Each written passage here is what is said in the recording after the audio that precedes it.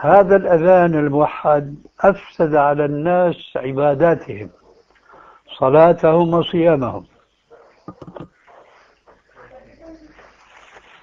فأنا مثلا أسكن في جبل اسمه جبل هملان، وحولي بيوت كثيرة بالعشرات إن لم نقل بالمئات.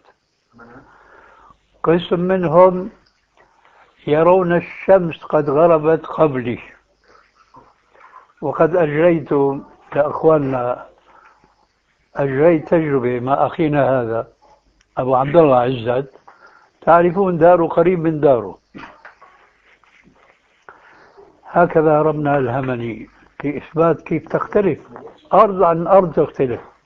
بيقولوا في بيع الأراضي من ناحية التكنولوجيا الأرض تختلف شبر عن شبر.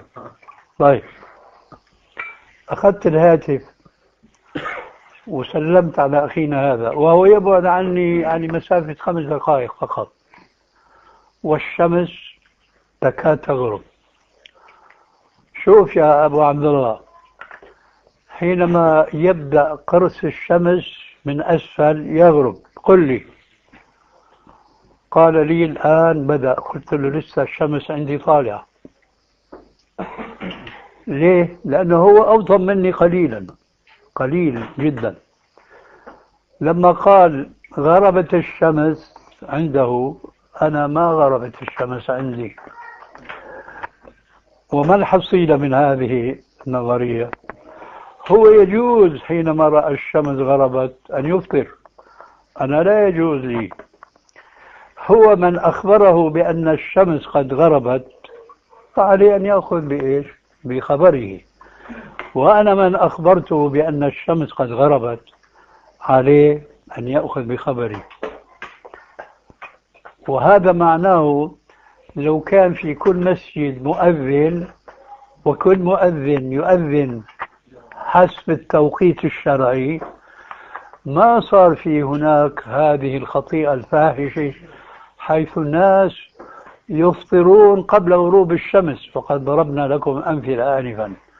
وناس يفطرون يعني بعد غروب الشمس بزمان، فيفوتهم فضيلة لا تزال أمتي بخير ما عجلوا الفطر.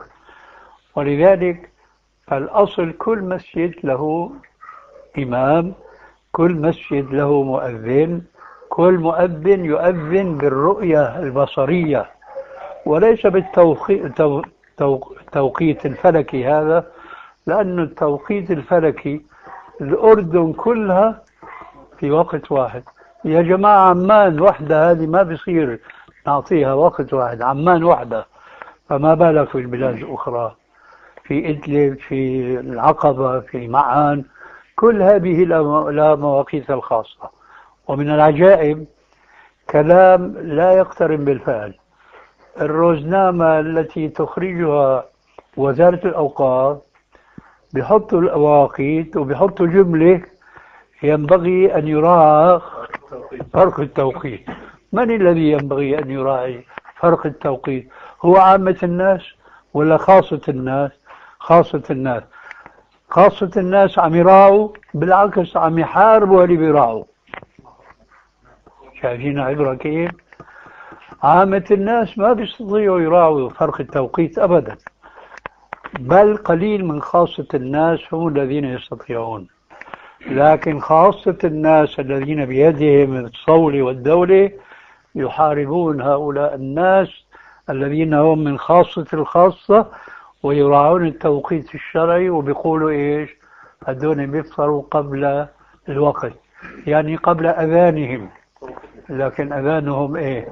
أذانهم غير شرعي، أذانهم فلكي. ونحن رأينا هذه المصيبة قد عمت البلاد الإسلامية. نحن نعرف في الكويت أذان الفجر قبل الوقت، في المغرب أذان الفجر قبل الوقت، في الطائف أذان الفجر قبل الوقت، في مصر أذان الفجر قبل الوقت. لماذا؟ توقيت الفلكي عمهم وشملهم. صحيح في فرق في التوقيت الفلكي بين مثلا عمان ومصر، لكن مصر تختلف كما تختلف بلاد الأردن، فأعطوها حكما واحدا. هذه مصيبة سببها إعراض الناس عن تطبيق الأحكام الشرعية،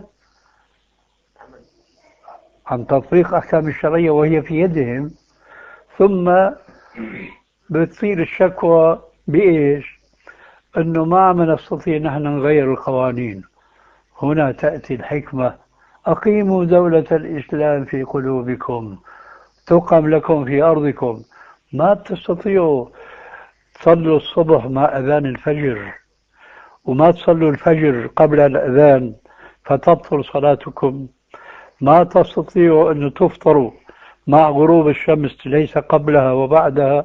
إذا كنت هذه المسائل ما تستطيعوها وهي ميسرة،